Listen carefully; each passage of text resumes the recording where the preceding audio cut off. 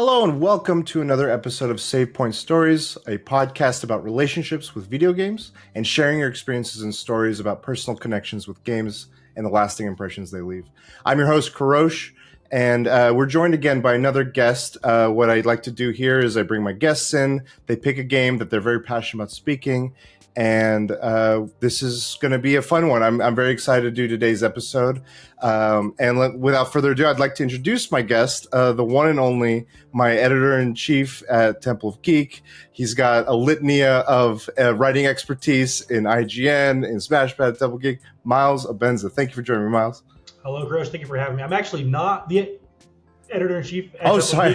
That's Monica Duarte. That's okay. No. But I do lead the games team. So the editor in command of the gaming branch. Right, apologies, yeah. Monica. Apologies if you're listening.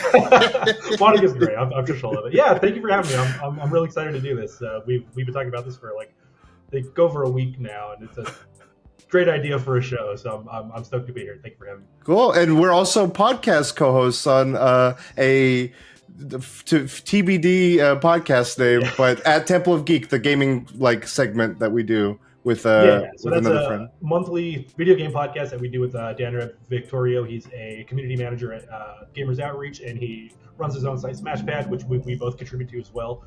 We're trying to figure out a name for it still, but right now it's just the Temple of Geek video game podcast, which works. So yeah. It's a good time. And yeah, my relationship with you, I came into Temple of Geek, Monica brought me in, and she's like, work with Myles, he's heading our game kind of section, and we just, I just bounced everything off of you from there, and the rest is history. But let's get into today's podcast for Savepoint Stories. What game have you picked for today's episode? Yes, so for a lot of people, this might be a deep cut. I have picked an SNES, well, at least to me, it's a classic. Super Mario World 2, Yoshi's Island, not Super Mario World. I picked Yoshi's Island. Okay, so Yoshi's Island, Super Mario World 2. I have a brief little description here of what it is for those that aren't familiar with the game. Super Mario World 2, Yoshi's Island, frequently simply referred to as just Yoshi's Island, is a 2D platforming game from the Super Nintendo Entertainment System, developed by Nintendo EAD.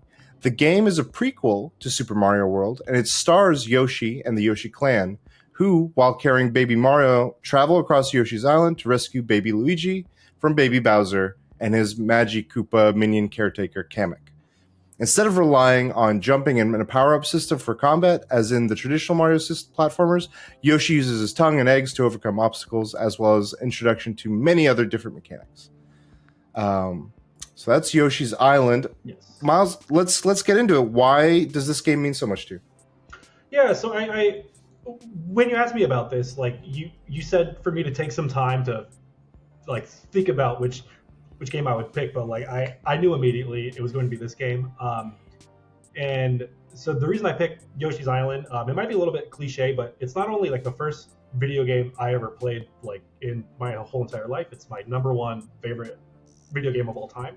That might tie into each other, but the reason it's so important to me is because it helped kind of create the bond I have with my two older brothers, Matt and Adam. Shout out if you guys are listening.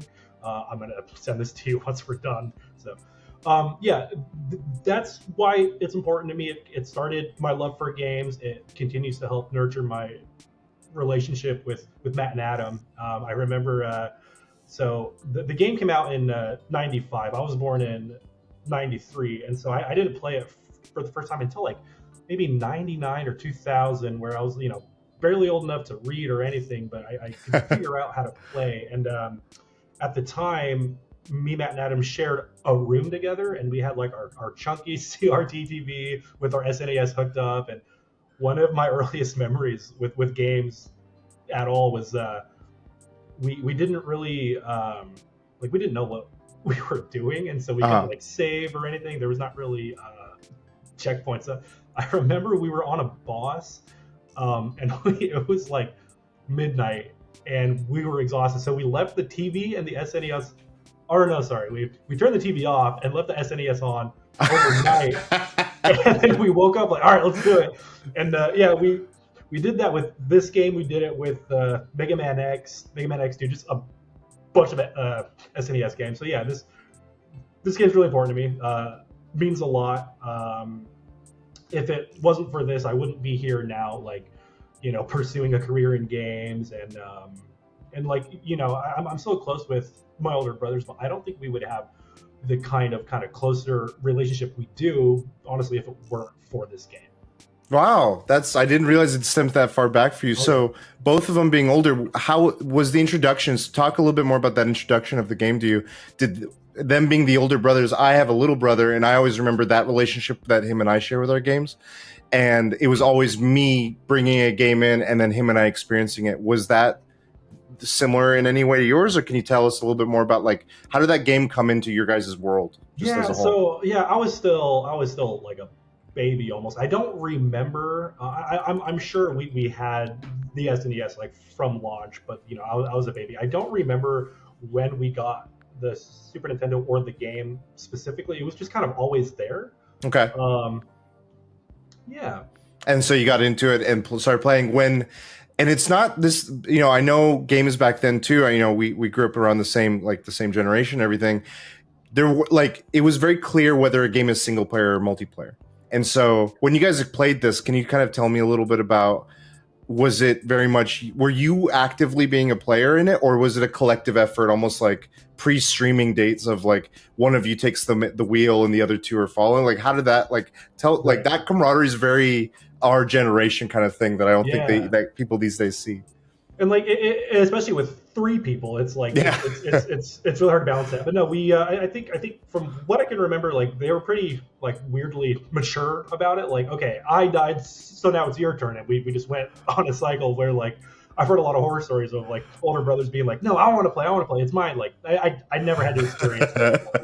We were very good at sharing our video games. But yeah, it was just like, okay, I'm gonna play this level, and then if I die, it's your turn, or like once I beat Okay. this boss, it's your turn. Yeah, so from what I can remember, it was pretty even. So And that's as a platforming game too. It's very, it requires a lot of you, and I imagine, like, being like your first game in it, it's just a lot of trial and error. I know, to the point you're speaking of, the older brother, what I would do, I wouldn't necessarily take it from him, my younger brother, but what I would do is, there was often times where I knew he, like, I don't know, I made a decision, I made a judgment call, and I would pretend another controller was plugged in. yeah, And I'd be like, you see that character on screen, that's you. And that's like a constant presence. Like, yeah. Navi was him. And I'm like, you're with me. You're with me.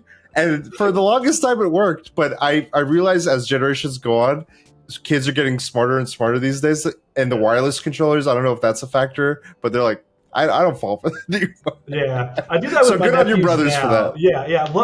Luckily, I mean, I don't think so, but I don't think they ever did the fake controller trick to me. I was Okay. actually like actively playing with them all the time. Like, yeah, yeah, So then, with that, did you seek out more experiences like that as you were getting older? Like, were you like, yeah, it's kind of going to be blending in a little bit of, like, your just general gaming journey, but, like, how closely did you stay to chasing what this gave you? Like, the joy, definitely. the Yeah. everything. So 2D platformers are some of my all-time favorite genres. Like now, like Mario Wonder, 2023 was like in my top five. Okay. And so yeah, I think this game was like the progenitor of that for me, where because I play it like, well, once a year, and so I'm able to compare it now to other games that have come out since. And what I like about it, is that for the time it took like this really like non traditional, non-linear approach to its platforming, where in Super Mario World and all the games that came before, you would just go from left to right and hit the goalpost. But Yoshi's Island, you're kind of exploring all over the place. I don't know if that answers your question. No, it does. It does. It does. And so, I guess one of the things that I want to see is, like, do you see any direct, like, you pointed to just your general career path in games? How much did, like, or do you see any direct things that tie back to this game? Like, Yoshi's Island, have you seen anything? Do you revisit it these days? Yeah, Do you do anything like that, or do you and your brothers seek games and experiences that remind you of those early years? yeah, all the time. So being so our oldest brother Matt, he doesn't as much anymore. He's almost 40. He's got kids. He's busy, but me and Adam play all the time, and we still talk. And one of our things that we talk about a lot is just reminiscing about like retro games and like stuff we played as kids, and like remember when we found this secret, blah blah blah, stuff like that. Okay. And did you guys have anything else that you like as the years went on? Was there any more things that you bonded over? Or was it strongly just rooted in, hey, this is what we share, is the gaming? I mean, we're just pretty much the same guy across the board. This is like video games is one of our only hobbies, and like we're both like diehards. But like other games besides Yoshi's Island, like we both feel very strongly about Ocarina of Time, Mario Party, 1080 snowboarding, like that era of games where we kind of came up on them. We have a lot of fondness for that, and it's something that keeps us in contact. Not that we wouldn't talk to each other if it wasn't for games, but it's just like an extra layer of our relationship. Okay. And then, like, this is something I noticed with a few other guests is that they like to revisit the game that they've picked. Do you ever revisit Yoshi's Island over these years? Yeah, like I said earlier, I try to play it once a year. Luckily, the Switch has made it extremely easy to do so. So the game only has 3 saves, and all 3 of them are maxed out completely. Okay. Yeah. I try to play it once a year. Same with Ocarina of Time, honestly. But yeah, it's just like the pastel art style and music, and it's one of the rare games that still, and it's kind of sad to say, but it still makes me feel like the magic of games is still there, because as you write about games and cover the industry over time and stuff, like I don't know if you've experienced this, but sometimes you can kind of lose the magic. Yeah, no, that's a good point you bring up. I'm curious, how do you feel like your relationship with games as a whole has changed? And like, is that to your point there, like, is it a chance for you to constantly remind yourself like why you're doing it, or what drove you in the first place, and the passion and stuff? Yeah, I definitely think my relationship with games has changed over the years, especially just as I get more and more into the industry. But I still love it. It's still like my main hobby, and like a huge passion. But sorry, could you ask a question again? No, just I wanted you to speak on that, of like, how do you maintain that love that you grew with with a game like Yoshi's Island, and then now we're like, and you and I can speak to this of what you said of we're reviewing, we're talking about it in a pursuit of a dream job, of a passion, of a career in some ways, and keeping it a love, keeping that passion side of it. Like, do you feel like you have to actively do anything, or what kind of struggles do you face with that? Yeah, so part of what we do at Temple of Geek is like we have to review games, and there's like embargo dates and timelines and stuff. Sometimes that can make games harder to enjoy, especially if it's like a longer RPG, like last year's Metaphor. I know you had to really grind that out. Yeah. That can really kind of take away the joy of it. Mm-hmm. And sometimes I'll be honest, occasionally it does suck having to treat it as a job instead of just like something for joy. But that's why I go back to retro games, because like this is such a formative experience for me that when I start to feel that, I'll either take a break for like a week or two from games and just not play at all, or play an old game like Yoshi's Island and like remind myself why I love video games in the first place. That's great. Yeah, no, it's always it's definitely something to like. I think with any career, you could say this of what's the passion, what's the drive, what's the motivation, and finding the ways in which you can navigate through the. Okay, and it's not to say again like we're lucky to do some of the things we get to do, and I think you bring up a good point of when we did it as kids, or when we did it when we were first introduced. There wasn't like a timeline or a deadline unless you rented the game. Outside of that, it was like, no, just play to your heart's content at whatever leisure you have. What do you find these days, like, just kind of in that vein of like, how do you, besides the retro games, like when you play games that you're just genuinely enjoying, are you seeking out the same things you were looking for then, or are you looking for different things now? Like, I know that taste changes over the years. Yeah. Oh, I'm always seeking the magic, like May, let I me almost feel. I almost feel like it's no. And I almost feel like, in a weird way, I'm gonna. It's kind of like when you look for a partner. You look for. You're like, sure. what do you look for in a relationship? What do you look for in a game that like you love, that you want to love? You're like, Yeah. I look for the secret sauce. I look for what does Miles look for?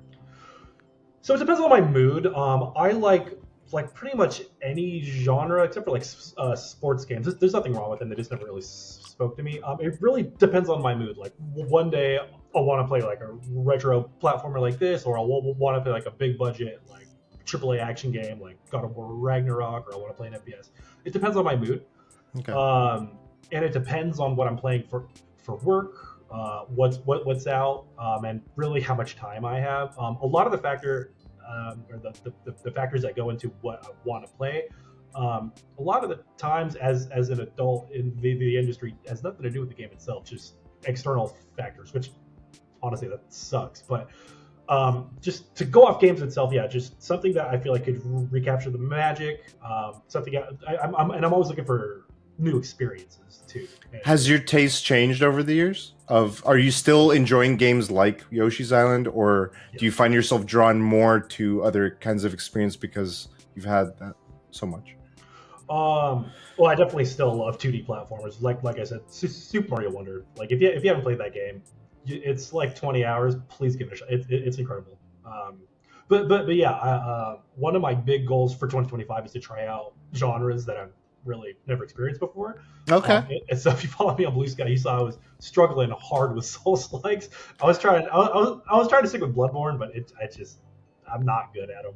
I'm just not good at them. Yeah, those are grueling, and I found, if it, just on that point of like, it wasn't until Elden Ring that I was like, I find some enjoyment in this space, in this new kind of world, and these new things, and it needed to be the right thing at the right time in the right place, almost kind of like, and that's very much, I think, like looking at our love of these things and what sparks that love, and seeing what it is. I think that's a key element. It's like location. Yeah, exactly.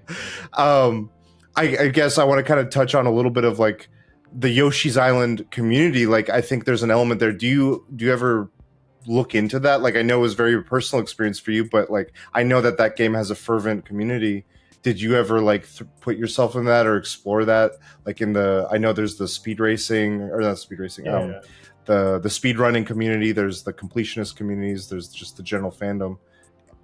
Yeah, I'd say like the deepest experience I have with it is just like Reddit retro game forums. Retro game fans are diehard, like lifelong fans, and I'm definitely not the only one. I believe Tim Geddes from Kind of Funny is also a huge evangelist for Yoshi's Island. I don't know if it's also his favorite game of all time, but he definitely speaks on it a lot. So yeah, I do feel like it's one of the more niche entries, because Nintendo has so many like hits and classics where like a lot of people like hear it and they're like, oh, it's fine, but no, I think it's one of their best games. Yeah. Okay. And I also, I feel like if there's anyone I should ask about this, it's you. If they were to do anything more with the Yoshi's Island franchise, whether it be remaster, remake, sequel, what is Miles's dream for that? So this is just me personally. The recent games like Woolly World and Crafted World, they're marketed towards kids, which is great. But the thing I like about Yoshi's Island and Yoshi's Island 2 and Yoshi's Island DS, there might be more, is that they're pretty tough, right? Like I like having a challenge, even in this like childish art style. Like it makes it more fun, and you have like a deeper sense of accomplishment. Moving forward, what I would like to see is just to kind of like go back to its roots, and I would lose the crafted art style. I don't think it really works anymore. Let Yoshi have like his own model that's not woolly or crafted or whatever. But I also wouldn't mind like an HD sort of HD 2D thing with this game. But I'd love to see something like that. Yeah, cool. Or just like a from the ground up remake. I know doing like an HD 2D remake with the FX chip on the SNES. I don't know if that's a factor at all. Okay. Yeah. And would you want it to continue to keep to its roots of 2D platforming, or do you kind of want it to try something like a 3D space or something Totally.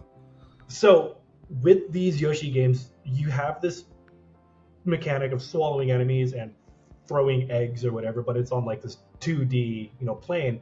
If you're able to like aim kind of like I believe there's an NES title called Yoshi's Cookie or Yoshi's Safari where it's kind of like this, where it's like first person. If they were to do something like that, where you're like throwing eggs, but you can aim in a more dynamic range, I'd be all for that. I'd be all for that. That'd be cool. I could totally see them doing like a VR Yoshi's Island game. Just not on the lava, though. No, we need a real VR Nintendo. No, the lava. Yeah, no, I think that'd be cool. I think the character and the IP has a lot of potential for like new styles, but we all know Nintendo isn't like, they're not big on risk, so I would be shocked if we see anything like that. Sure, fair. And again, you mentioned a lot of the things that brought you to the game. What would you say is your favorite thing about Yoshi's Island? Oh man, definitely. I mean, I guess like about the game itself, or the way it made me feel, or all the above. Like any and all of the above. What was your favorite thing? Definitely just the memories I have just with my brothers playing it, and just over the years where we're like, man, remember how good Yoshi's Island was? But the game itself, I mentioned the art style earlier. This like pastel kind of hand drawn with crayons kind of art style. It's beautiful, and the music is so catchy. I believe it was composed by Koji Kondo, just legendary composer.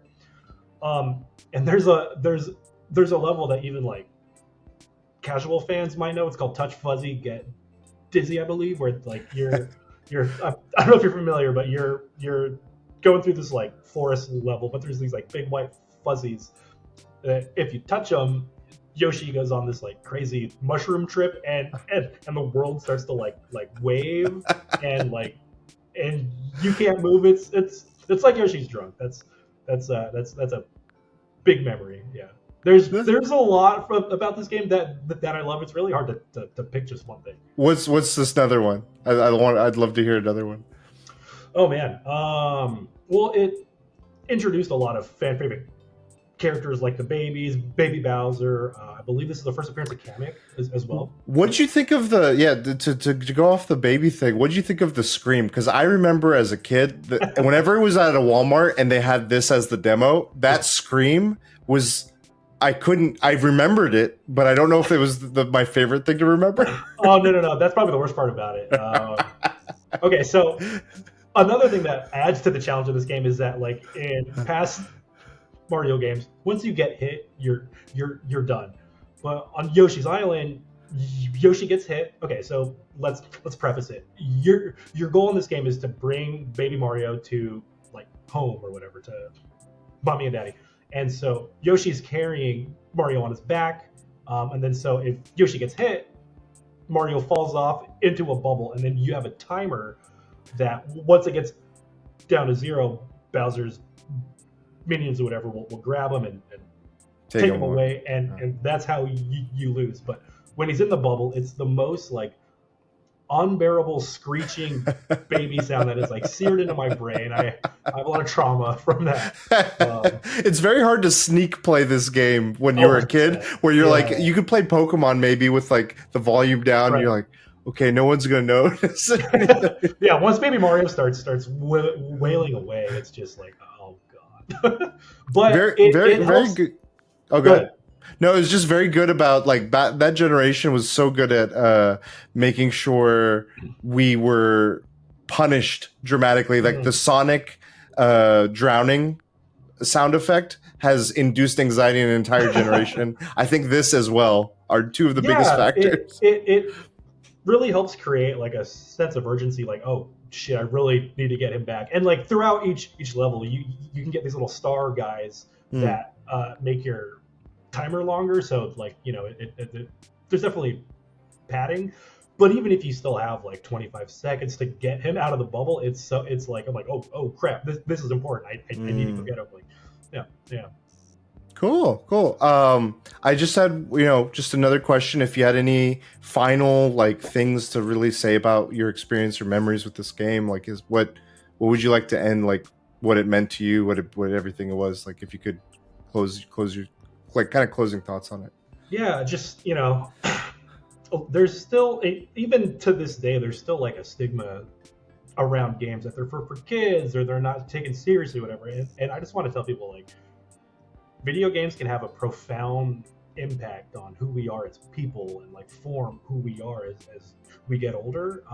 Yoshi's Island has done that for me, and I'm sure pretty much everyone and anyone who's listening to this has a game that has that same effect on them.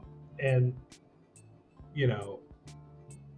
just don't let people take that away from you. It doesn't matter if it's a game, if it's a book, a show, or a movie, or something nerdy.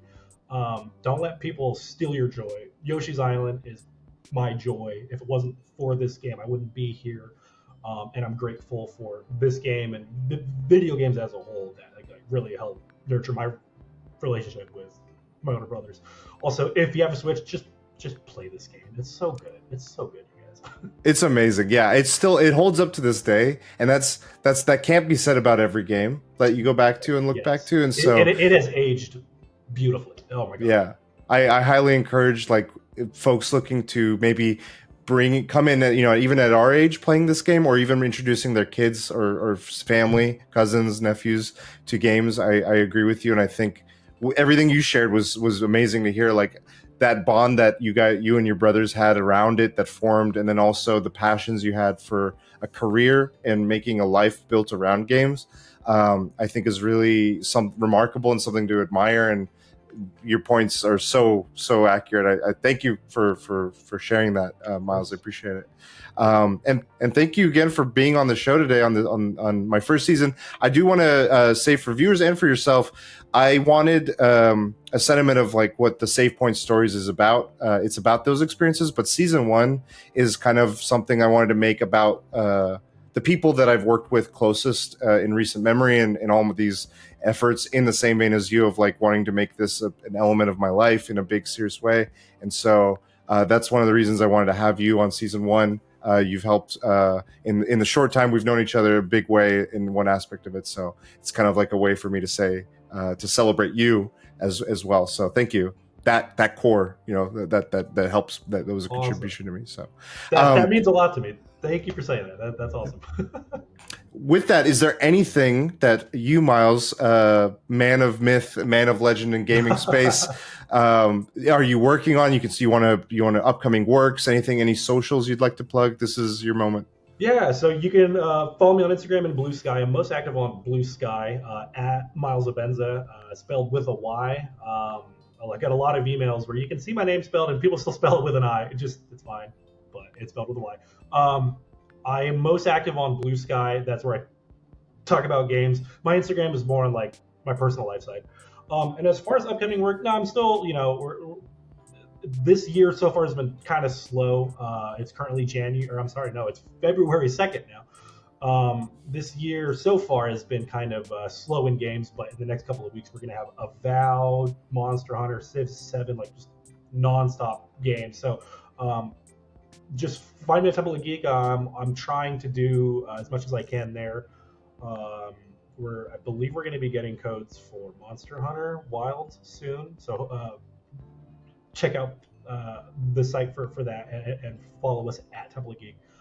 And then as far as I go, I'm still grinding away doing like freelance work as well, just because money helps when you're trying to do stuff like this. And then, if anyone wants to hit me up, if they have a similar experience with Yoshi's Island, I would love to talk about it. It's my #1 favorite game of all time. That's all I got. I'll send all of the Yoshi's Island stands out there your direction. I'll be like, all 3 of us. Please do. Well, thank you again, Myles. Thank you, everyone, for joining us today on another episode of Savepoint Stories, where we talk about our relationship with video games and share those experiences. Have a good night, everyone. Thank you.